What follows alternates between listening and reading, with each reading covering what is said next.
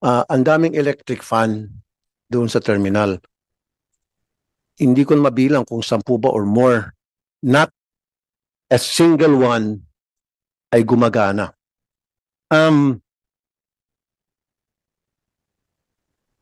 Recently,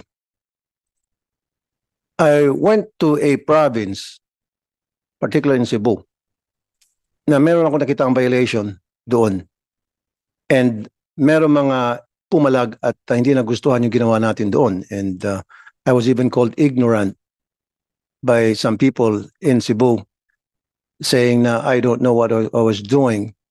But now, I will show you who is ignorant. Kami o sila. RA number 11311. Pakitingnan nyo nga po yan. DOTR, LTFRB. RA number 1311.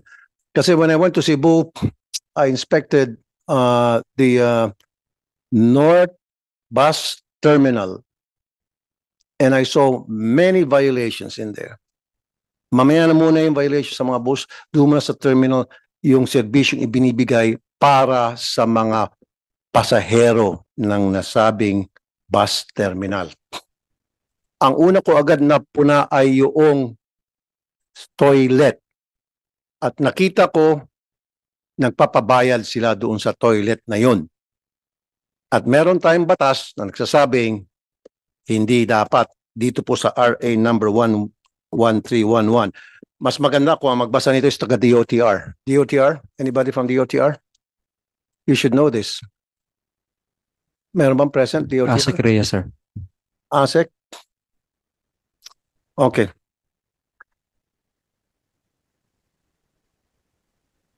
For the benefit of the bus terminal operators, administrators, and owners, read what's in RA number 1131, particularly Section 5 and Section 7. Please, go ahead. Good afternoon po, Mr. Chair.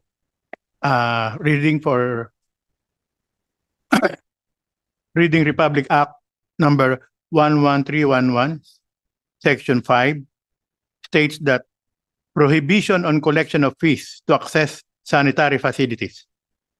It shall be unlawful to collect fees from passengers for the use of regular sanitary facilities therein. For the purpose of this act, the concerned passenger must show the paid bus ticket for the day in order to avail of the free use of sanitary facilities, provided, however, that the provision of this act shall not apply to separate, well-appointed, or deluxe sanitary facilities that are operated solely for commercial purposes and for the convenience of passengers who require and prefer such facilities within land transport terminals, stations, stops, rest areas, and RoRo terminals. Okay, stop right there kasi bus na pinag-usapan natin. So what it means is dapat hindi maningil. Pero doon sa provision na yon, pwede sila maningil pag maglagay sila ng another facility, meaning CR, of premium service na in-offer. Halimbawa, CR na may aircon. Papabayaran mo yan kasi premium service yan eh. Pero dapat meron ding CR na libre. Tama? You follow me so far? So therefore, yung sa Cebu, may violation yon. Do you agree, DOTR? Yes, sir. Yes, sir, Your Honor. North Terminal Cebu, may violation yon. Tama? Very good. Now, since may violation, kasi yung Cebu, North Terminal is being operated by the provincial government of Cebu, LGU. It's not privately operated, although I know na it was the piece of land was donated by SM, correct me if I'm wrong, and then you know yung dinonate na piece of land, yun ay ginamit nila para gawing terminal. Tama? Now, so you did say ASEC Joscoro Reyes na mga violation yung North Terminal sa Cebu. So sa violation na yan, ano ang sanction? At sino mag-implement, mag-impose ng sanction? May I read Section 7 po, sir. Go ahead po, sir.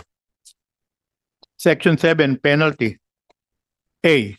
Any owner, operator, or administrator of the land transport terminals, stations, stops, rest areas, and rural terminals who does not comply with the standards for sanitary facilities under Section 4 of this Act shall be liable for a fine in the amount of 5,000 pesos for each day of violation. Any owner, letter B, any owner, operator, or administrator of land transport terminals, stations, stops, rest areas, and rural terminals who violates the prohibition under Section 5 of this Act shall be liable for a fine in the amount of 5,000 pesos for each day of violation, and any owner, operator, or administrator of land transport terminals, stations, stops, rest areas, and rural terminals who does not provide and maintain a lactation station as required under Section 6 of this Act shall, in addition to the sanction under Section 21 of the Expanded Breastfeeding Promotion Act of 2009, be liable for a fine in the amount of 5,000 pesos for each day of violation. Okay. Okay, sir. Now, so maliwanag na may violation yung North Terminal sa Cebu. And that terminal is being operated by the LGU ng Cebu, in particular, provincial government. So they are considered administrator and operator. Right? You follow me, Asek Reyes, sir? Now, sabi mo merong fine, daily fine, 5,000, etc. So sino ang magpapa-implement para ma-impose na yung fine at makolekta yung fine? At kung bibilangin mga violations, gaano na sila katagal yung terminal na yun, gaano katagal nagsisingil ng CR. So i-compute mo yung fine from day one, right? Up to the present. So, sinong gagawa nun? As per Section 7, which is the penalty provisions of the said law, the Land Transportation, Franchising, and LTFRB. Regulatory Board, after 5 years, After 5 years, from the effectivity of this Act, and that once- act came into effect in 2016, am I right? Sorry. 2018, sir. To 2018. Yes, sir. So 18, and then you will count 5 years, 2023. So in effect na yun. So ngayon, LTFRB dapat ang mag-kolekta ng fines. LTFRB, where are you? LTFRB. Mr. Lumer Bernabe, sir. Bernabe, Executive Director ng LTFRB, sir. LTFRB. Okay, sige. Gusto ko makuha yung opinion mo, Mr. Bernabe. Bernabe, sir. Go ahead, Yes, sir. sir. Yes, sir. For that finding, sir, we have directed the Regional Director of Region 7 to issue a show cause order for the findings that the Senator found out during his inspection. And they will be having a hearing for that, sir. And then after that, if they will find a violation on the accreditation of all the terminals, they will be given that penalty, sir. That penalty of 5,000 pesos. 5,000 pesos per day. Yes, sir. Oh, okay. Now, paano kung nagmatigas yung LGU? Do you have power over LGUs? I don't think so. I think, sir, we have to communicate that with the ILG. Exactly. Yes, DLG, are you here? Attorney Maria Rodora Flores. Okay, DLG. So, if the LTFRB will coordinate with you tungkol dun sa fines na imposed, na 5,000 daily since nag-start, took effect yung batas 2019 plus 5 years, 2023. So, 24-25 for 2 years every day na naniningil sila dun sa CR. So, that's by the hundreds of thousands. I don't know kung abot ba yan ng kulang-kulang 1 million. I don't know. But anyway, now, magko-coordinate yung LTFRB para kayo po ay mag-impose ng fine. And how would you do it? Sir, on that matter, our legal service team will handle the complaint. At siguro, sir, kasama ko po dito yung representative from our legal service kasi sila po yung in charge. Mhm. Usually, sir, pagka ganyang may mga reklamo po kaming nare-receive, Mhm. ang initial action po talaga ng DILG is to call the attention of the LGU, and parang katulad ng sinabi nga nila, sir, di ba, show cause order, pero since meron ng result based doon sa kanilang show cause order, i-verify siguro po ito, sir, ng aming team from our legal service, and do the necessary action from there. Ano po yung standard natin, Attorney Gina? From there? If I may call the representative, sir, from our legal service. Go ahead.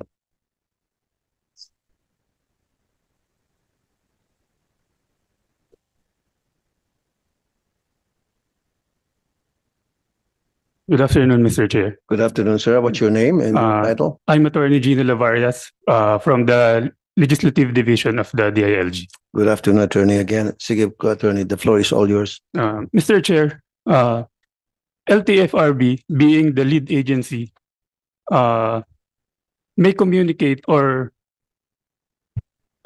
may communicate with the DILG for possible sanctions of the LGU Mhm. with regard to non-compliant to RA 11311. Then the DILG may write a letter to the concerned LGU.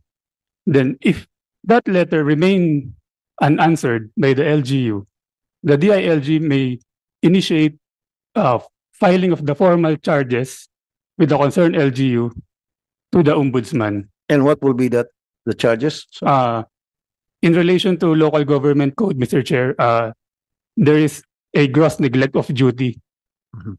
that may be filed with the concerned LGU. So in the case of Cebu, sabi nga ng LTFRB, nag-issue na siya ng shock cause order, and then they will coordinate with you, and kapag walang response at kapag walang hindi umaksyon yung provincial government of Cebu, then that's the time that you will file charges. Yes, sir. Very good. Okay. Now, isa pang violation, nakita ko when I was there, dun sa terminal na yon, walang mga electric fan, pero nagbago na, binago na nila, and I thank the provincial government of Cebu dahil natinag din pala kayo at ginawa niyo yung gusto kong mangyari. When I was there, I was just, ikukwento ko na lang, ang daming electric fan doon sa terminal. Hindi ko mabilang kung 10 ba or more. Not a single one ay gumagana. Tanghaling tapat yan. Pinagpapawisan yung ilan sa mga pasahero doon na nag-aantay ng kanilang schedule na biyahe. Pero pag pumunta ka doon sa ticketing office booth, ang lamig, nakasweater pa yung mga empleyado doon. Pagdating mo sa admin office, nakasweater pa sila. Yung admin office, mga officer doon, dahil sa lamig. Pero sa mismong terminal, walang gumaganang electric fan ni isa. At ang sabi sa amin, gumagana lang daw yung pag sa gabi. Sabi ko, bakit sa gabi? Malamig na sa gabi. Dapat sa umaga gumagana. So parang, the passengers are being shortchanged. They're paying the right amount for the plate, kung tawagin doon sa Cebu. And yet, hindi sila provide ng good service. And from what I've heard, LTFRB, magkano ang binabayad ng bawat bus na nagpa-park sa North Terminal, each parking and each arrival and annual membership? For the public to know, para malaman namang Cebuano. Sir, I'll have to find out, sir. I'll just check it with the regional director of Region 7. I do have that data. I was just asking kung kaya mo. Pero Yes, sir. again, this might not be accurate now. Correct me if I'm wrong.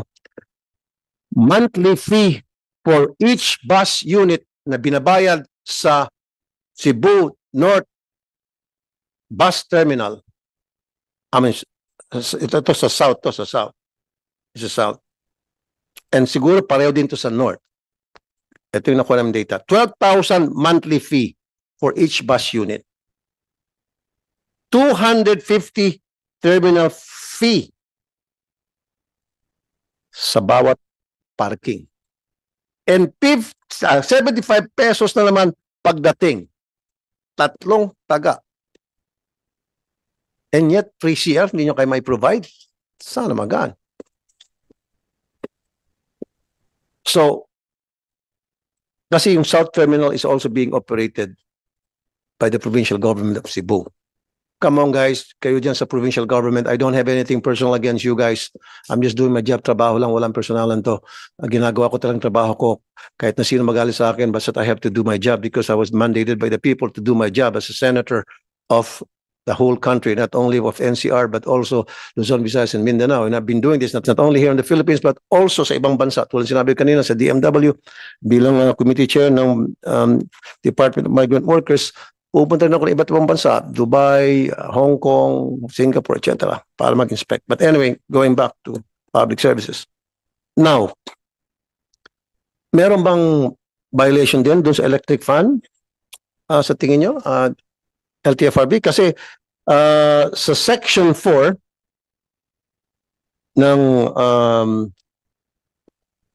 RA 11311, nakalagay doon in the absence of natural ventilation, dapat may ventilation. Mechanical ventilation with airflow from a clean area. So in this case, walang electric fan. Kaya lang, ginawa na ng paraan na may electric fan na. So hindi natin pwedeng habulin yon. I'm just being clear. Pero in case, kapag merong pang ibang mga bus terminal na operated and ang administrator ay ang LGU, so you can go after them using this Section 4, 5, and 7. Tama? Okay. Now, very good. Ngayon, sinong ignorante? Kasi we were called ignorant. Now, sino lumalabas na ignorante? Pastilan, Ginoo.